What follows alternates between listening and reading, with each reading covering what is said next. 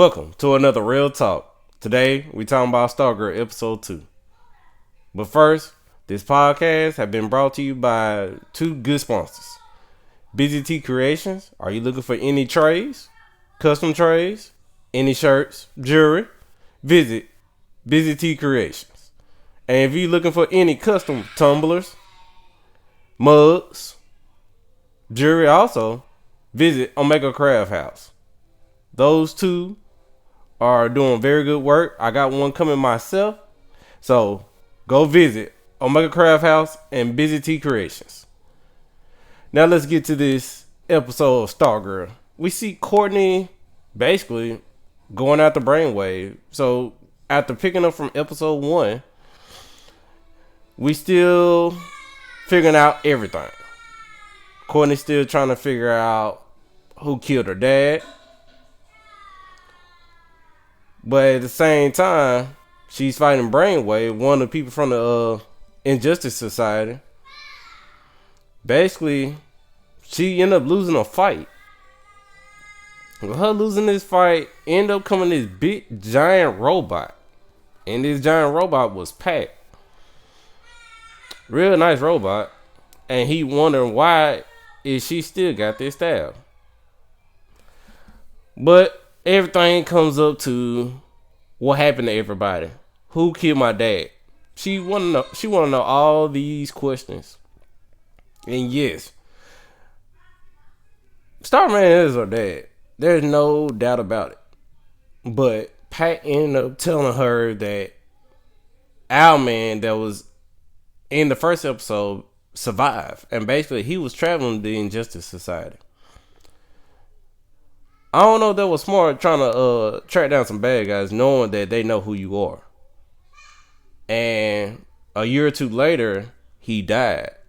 Him and his wife in a mysterious car accident. Mysterious? Yeah, right. They found out that he was following them, had him, and killed him, basically. So, before he died, he gave all his information to Pat. So, with all that information, Pat want to get back at them also.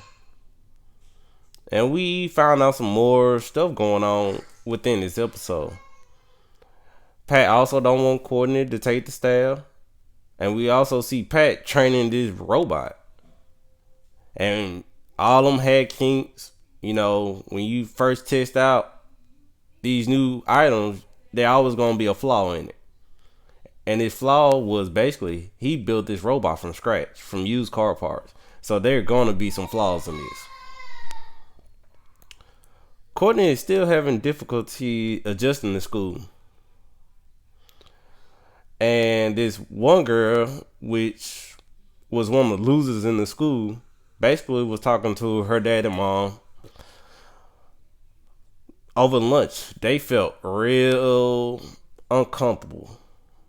And at the same time, Brainwave showed up because he worked in the hospital. And to find out, he had Courtney's school ID. So he going down the school database trying to figure out who she is.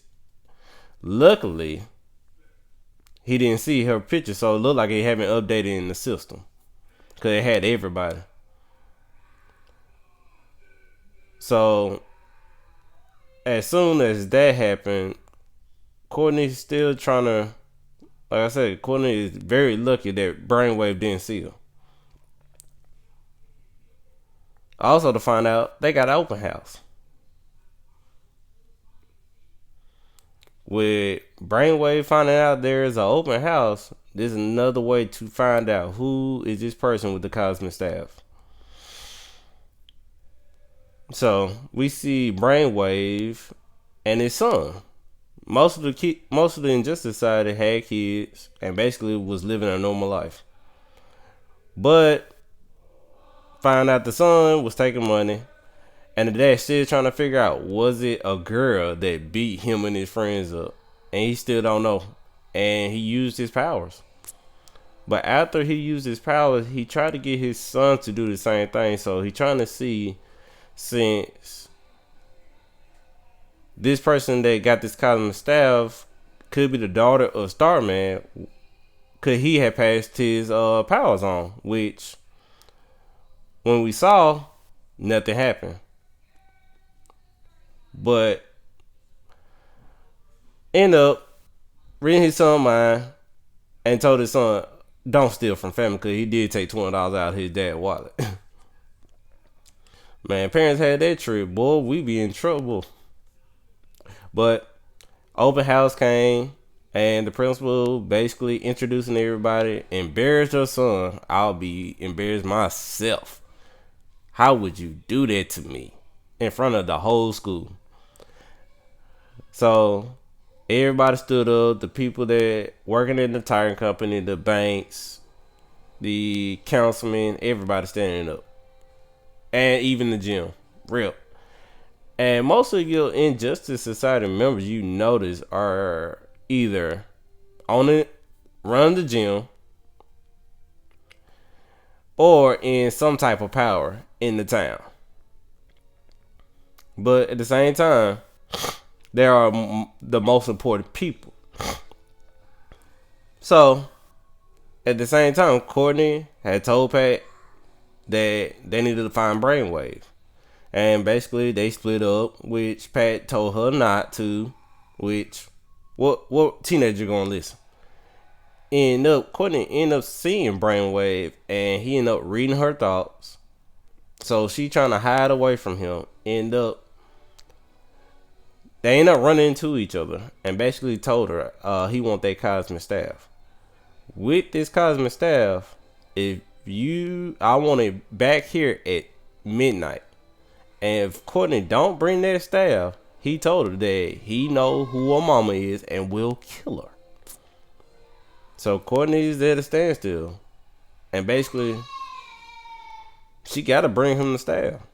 Because if not, her mama gonna die. But she ran into Pat, telling him what's going on. Pat made some excuse about the mini hot dogs and pig in a blanket, if you want to call it. And said he feels sick out there. And after that, nobody else didn't want to eat it. So Pat took the robot and went to go find Brainwave. Courtney had a discussion with her mama. Her and her mama was talking. And it brought a little emotional state with Courtney that she gonna do whatever it takes to protect her family. But we see Pat fighting Brainwave, and it seemed like they didn't go right, because we already know Brainwave powers is going to outmatch the robot. But Courtney came with the cosmic staff. Basically, she defended herself real good until a certain point where Brainwave got the upper hand and about to kill Courtney. Ended up taking the cosmic staff, hitting it on the ground. Brainwave basically looked like his mind got vacuumed, like his mind was getting sucked up.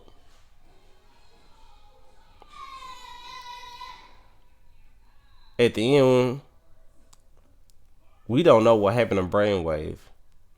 It looked like Brainwave is dead, but it just looked like his mind is not in there. He's not in his body. But Courtney and Pat is talking, and Courtney feels some type of way. She feels like she killed him, but Pat letting her know that his brain is basically gone, that there's nothing you could do about it. So she figured out who made the Pat basically told her who made the cosmic staff, because Starman didn't build it. A dude named Tim Knight. Hopefully we get a backstory on him and how he built this cosmic staff.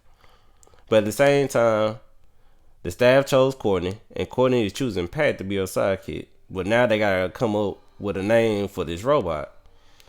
She was about to call it S.T.R.I.P.E, because that was Pat's name when he was with the Justice Society, because he was the sidekick. But she ended up shortening it up, called S.T.R.I.P.E. Basically a subatomic tactical robot, internet Pat enforcer. She could find another eye, but everything else kind of sounds just right. So Pat look like he's gonna help, and we get towards the end and we see that they took Brainwave to the hospital, and his son is there. Basically, letting him know that look like he got into a seizure and they doing everything. But for some reason, with his dad being like this, I think he gonna end up developing his powers. His powers gonna come soon.